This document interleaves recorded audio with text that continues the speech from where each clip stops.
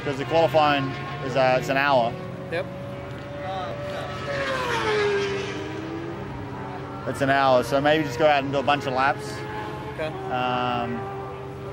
We haven't done race distance yet, but I don't think we're going to get a chance to. I don't think we're going to either, and realistically, we're probably just going to end up racing them whenever they tell us everybody else is racing them, you know what I mean?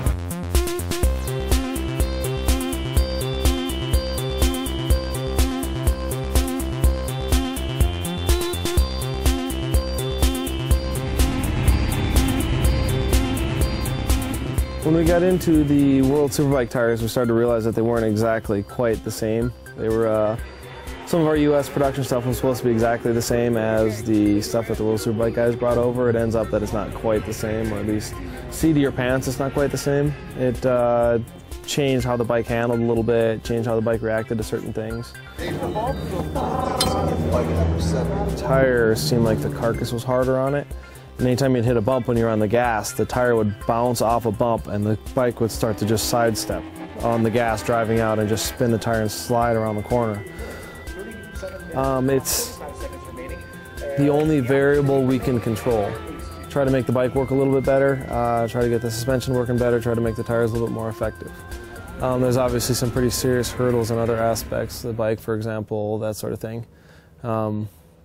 Bike's not quite on par with some of those, to say the least. Yeah, nah, a little late for new pistons, but just, you know, everything. Our bike's pretty well down on horsepower. Last time I checked, I think we were close to 20 kilometers down the end of the straightaway from the mid-pack guys.